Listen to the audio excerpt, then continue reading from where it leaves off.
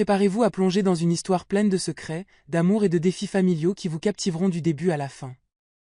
Aujourd'hui, je vous apporte une histoire pleine d'émotions et de rebondissements à partager avec vous. C'est une histoire familiale d'amour et de lutte qui nous pousse à réfléchir sur la véritable signification du soin et du dévouement envers nos proches. Je vous invite tous à vous plonger dans cette histoire captivante et à vous émouvoir des leçons qu'elle nous apporte. Inscrivez-vous maintenant et ne manquez aucun épisode de ce voyage fascinant. Quand Camille s'est séparée, elle a dû retourner chez ses parents. Cette fois, cependant, elle n'était pas seule, mais accompagnée de sa fille Bianca, qui avait 1 an et demi.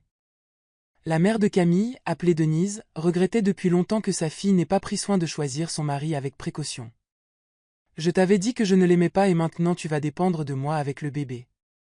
Ton mari est si rusé, il a fui et ne t'a rien laissé. Tu aurais dû le savoir, exigea la mère en colère. Camille soupira simplement et tenta de se justifier, convainquant sa mère qu'elle ne serait pas un fardeau pour elle pour le reste de sa vie. J'aurais juste besoin de temps jusqu'à ce que ma fille aille à la crèche, et alors je pourrai travailler et régler tout ça.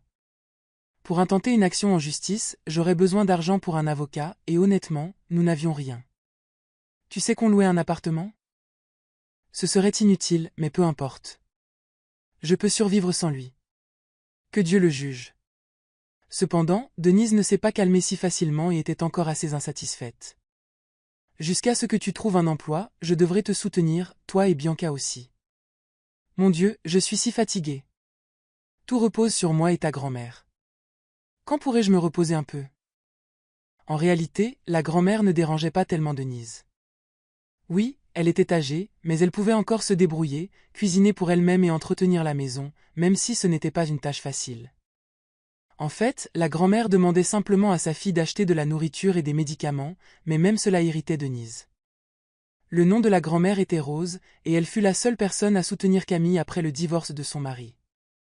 La sœur aînée de Camille, appelée Amanda, la critiquait et lui disait qu'elle aurait dû choisir un homme riche. Cependant, la grand-mère consolait Camille en disant : « C'est bon, ma chère petite fille. Nous faisons tous des erreurs. L'amour est imprévisible quant à la direction que prendra notre vie. Tu crois que tu es la seule.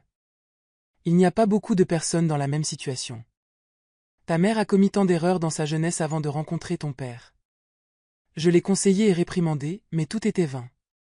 Maintenant, elle te donne des leçons, mais elle a aussi commis ses propres erreurs. Et surtout, regarde la joie que tu as. Bianca est une source de bonheur. Peux-tu dire que tu as commis une erreur ? En aucun cas. La grand-mère adorait quand Camille et Bianca venaient la voir. Tandis que Camille rangeait la maison, elle jouait avec la petite fille. Le soir, Camille et la grand-mère prenaient le thé avec de la confiture de fraises et discutaient de divers sujets. Camille n'a jamais été aussi proche de sa mère. Cependant, la grand-mère a fini par contracter une pneumonie. Denise rendait initialement visite à sa mère régulièrement, mais ensuite, Camille s'est proposée pour aider, surtout parce qu'elle avait beaucoup de temps libre et que la promenade de 30 minutes jusqu'à la maison de Rose était une occasion pour que Bianca profite du grand air. Bien sûr, Denise était contente, car elle était épuisée des visites quotidiennes à sa mère malade, qui avait maintenant besoin de soins spéciaux. Rose était la plus heureuse des visites de Camille, car Denise criait et se comportait mal avec elle. Pendant environ 1 mois, Camille rendait visite à sa grand-mère tous les jours, parfois surtout par mauvais temps. Camille demandait à sa sœur de l'emmener en voiture avec Bianca, mais Amanda refusait toujours, disant qu'elle n'avait pas le temps, que son petit ami l'attendait ou que sa manucure n'était pas terminée, entre autres excuses ridicules.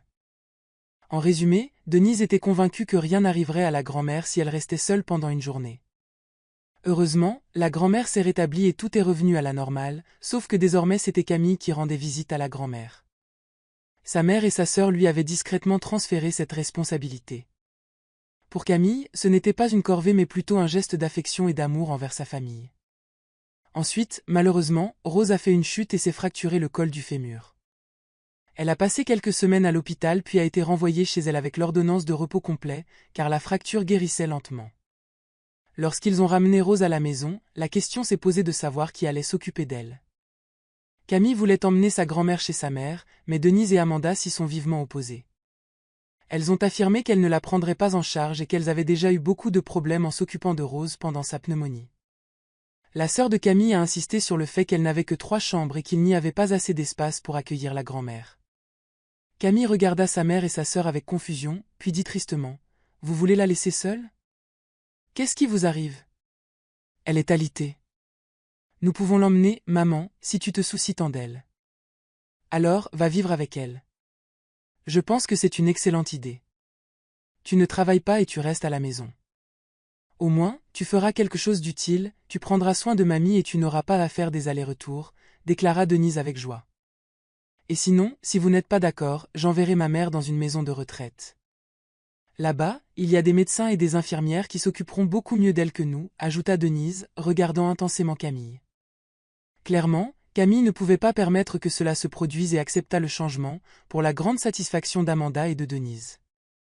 Quand la grand-mère a découvert que Camille et Bianca déménageraient ensemble, elle pleura. Cependant, Camille essaya de la rassurer immédiatement. Nous sommes tous très inquiets et nous prendrons soin de toi, mamie. Nous voulions que tu ailles vivre avec elle, mais je pense que tu seras plus à l'aise chez toi. C'est pourquoi je me suis proposé de venir vivre avec toi. Alors ne t'inquiète pas, tout ira bien. Camille a dissimulé la vérité sur sa mère pour que sa grand-mère sente que tout le monde se souciait d'elle, pas seulement elle. Mais Rose connaissait bien sa fille et était sûre que Camille ne disait pas la vérité pour éviter de la préoccuper. Ainsi, Camille et Bianca ont déménagé chez leur grand-mère. Camille se sentait plus heureuse là-bas que chez sa mère, où personne ne la critiquait pour ne pas pouvoir organiser sa vie personnelle. Denise rendait visite à sa mère une fois par mois, mais Amanda ne venait pas, occupée par sa vie personnelle. Avec le temps, Rose s'est progressivement rétablie et a pu se déplacer lentement dans la maison. Camille avait déjà trouvé une garderie pour Bianca et commençait à chercher du travail. Cependant, l'adversité a frappé à nouveau. Rose a subi une attaque cérébrale soudaine. Heureusement, elle a reçu les premiers soins à temps et a survécu consciente et avec sa mémoire intacte, mais ses mains tremblaient beaucoup et elle avait du mal à marcher correctement. Maintenant, elle avait besoin d'aide plus que jamais. Camille a appelé sa mère, « Maman, la situation est désespérée. Nous devons amener grand-mère chez nous. Je dois travailler et je ne peux pas être avec elle tout le temps. Il y a toujours quelqu'un chez toi. Donc, nous pouvons tous la prendre en charge ensemble et faire en sorte que cela fonctionne. » Cependant, sa mère a réagi négativement à la suggestion. « Non, cela n'arrivera pas. Si tu vas travailler, laisse-la t'attendre à la maison. Et pour être honnête, pourquoi as-tu besoin de travailler maintenant? Reste avec elle, vis avec ton allocation qui te manque, » a répondu brusquement sa mère avant de raccrocher. Camille n'a pas pu supporter et a commencé à pleurer. Elle ne comprenait pas pourquoi sa grand-mère était traitée ainsi. Quand elle s'est enfin calmée, Camille a regardé dans la chambre de sa grand-mère. Elle pensait que la dame dormait. Cependant, la grand-mère était éveillée et a dit avec la main tremblante. « Je suis vraiment désolée que tu doives prendre soin de moi. Je sais que je suis un fardeau pour tout le monde et personne d'autre que toi ne m'a besoin. » Camille a essayé d'expliquer que tout le monde l'aimait et qu'elle cherchait simplement une meilleure solution pour que tout le monde soit à l'aise et heureux. Avant qu'elle ne puisse finir, sa grand-mère l'a interrompue. « J'ai entendu ta conversation avec ta mère. J'étais éveillée. Mais je connais très bien ta mère. Même sans cela, elle ne s'est jamais souciée d'aider les autres, pensant toujours seulement à elle-même. Je sais parfaitement qu'elle ne me supporte pas et ne fera rien pour faciliter ma vie. » Camille resta sans savoir quoi dire et simplement caressa la main ridée et tremblante de sa grand-mère. Après quelques minutes, la vieille dame lui assura qu'elle ne la laisserait pas démunie après sa mort. Elle ferait tout son possible pour ne pas dépendre de sa mère et de sa sœur. Le lendemain matin, la grand-mère demanda à Camille d'appeler un notaire. « Camille, ne te préoccupe pas de ça maintenant. Je vais bien. Denise et Amanda ne me laisseront jamais tomber. Je suis sûre qu'elles ne me feraient jamais de mal, ma chère. Tu vérifieras ça quand je serai partie. Je n'aurai pas la paix dans l'autre monde si je ne règle pas tout. Maintenant, fais ce que je te demande et ainsi mon âme sera en paix, » dit la grand-mère. Camille a honoré le souhait de sa grand-mère. Elle était déterminée à faire tout ce qui était en son pouvoir pour éviter qu'elle ne soit troublée. 2 mois plus tard, la grand-mère décéda et alors se produisirent des événements que Camille et Bianca n'avaient jamais imaginés. Dès que la famille enterra la vieille dame, Denise demanda immédiatement à propos du testament et les disputes et les scandales commencèrent. « Penses-tu que je vais te laisser tout emporter? J'ai aussi droit à l'héritage et je comptais là-dessus, » disait Denise, tandis qu'Amanda tordait ses mains de rage et d'impuissance.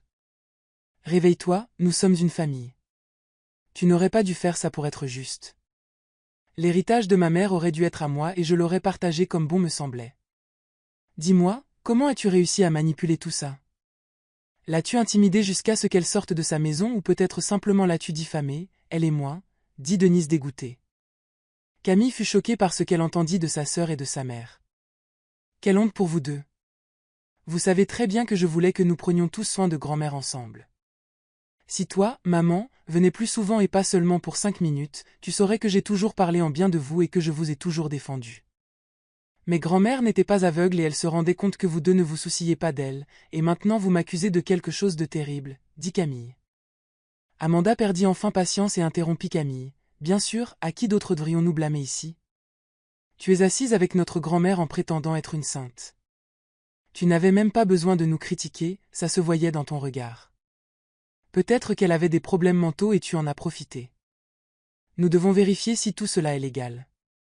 Peut-être qu'elle était vraiment contre cela, mais tu l'as forcée à le faire. Après tout, elle savait qu'elle avait une autre petite fille et une fille, et je suis sûre qu'elle ne pourrait pas nous oublier. Tout est de ta faute, Camille. Soudain, elle se calma, réalisant que tout ce qu'elle dirait serait déformé. Sa sœur et sa mère étaient contre elle, et elle ne pourrait jamais leur prouver que tout était une décision de la grand-mère. Mais dis-moi, Amanda, comment pourrait-elle se souvenir de toi si tu ne l'as même pas visitée pendant 5 minutes? Tu étais toujours occupée avec tes affaires personnelles sans fin et seulement maintenant tu peux les mettre de côté pour venir faire un scandale. Tu ne comprends pas, la grand-mère nous aimait tous. Elle a simplement décidé que j'avais besoin d'elle plus que toi et a fait ce qu'elle considérait comme important et nécessaire pour elle, dit Camille. Denise fronça les sourcils. Oui, je peux voir combien elle nous aimait. Il semble qu'elle a tout fait pour nous embêter. Faisons ce qui est juste. Vendons la maison et partageons l'argent entre nous trois. Je pense que c'est la meilleure option. Camille aurait pu considérer cette proposition, mais elle devait s'occuper de sa fille. Oui, maman, je vais faire ce qui est juste, mais seulement ce qui est juste pour moi et pour Bianca, pas pour toi. Personne dans ce monde n'a eu besoin de moi et de ma fille. Seule ma grand-mère s'est souciée de moi et maintenant, grâce à elle, j'ai une maison où je serai toujours propriétaire, et personne ne pourra dire que je vis aux dépens de quelqu'un d'autre, que je suis une idiote sans valeur. Je ne vais pas vendre cette maison. Ce sera toujours notre maison, la mienne et celle de ma fille. Le temps passa. Denise tenta de contester le testament, mais sans succès. Elle n'a pas pu prouver qu'elle aussi s'était occupée de sa mère, car tous les témoins ont confirmé que Camille était la seule qui était toujours aux côtés de la vieille dame, en prenant soin d'elle. Après le procès, sa mère et sa sœur ont cessé de communiquer avec Camille, la considérant comme une traîtresse maléfique. Camille ne regretta pas, elle fut juste attristée par le fait que sa mère et sa sœur étaient devenues si cruelles et avides. Peut-être qu'un jour, leur mère aurait besoin d'aide, et pour une raison quelconque, Camille était sûre qu'il était peu probable qu'Amanda s'occupe d'elle. Peut-être alors elle réaliserait ce que cela signifiait de rester seule sans soutien. Alors que nous prenons congé de ce voyage passionnant à travers les vies entrelacées de Camille, de sa grand-mère et de sa famille, nous sommes rappelés de l'importance de l'amour, de la dévotion et du soutien familial dans les moments difficiles. L'histoire de Camille nous enseigne que, même face à l'adversité, il est possible de trouver la force de relever les défis et de rester fidèle à nos valeurs. Chaque tournant de cette narration nous rappelle la complexité des relations familiales et des batailles internes que nous affrontons en jonglant avec les attentes, les responsabilités et les désirs individuels. Cependant, c'est l'amour et la compassion qui nous poussent à surmonter ces obstacles et à nous rassembler en période de besoin. En réfléchissant aux défis auxquels Camille est confrontée et à son voyage de découverte de soi et de croissance personnelle, nous sommes inspirés à valoriser les précieux moments passés avec nos proches, à nous soutenir mutuellement dans les moments difficiles et à ne jamais sous-estimer le pouvoir de l'amour et de la résilience.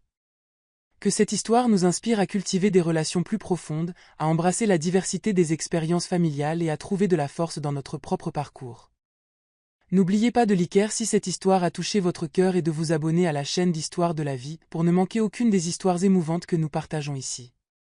Ensemble, nous continuerons à explorer les profondeurs des expériences humaines et à célébrer la beauté des liens familiaux. Merci de vous être joints à nous dans cette extraordinaire aventure.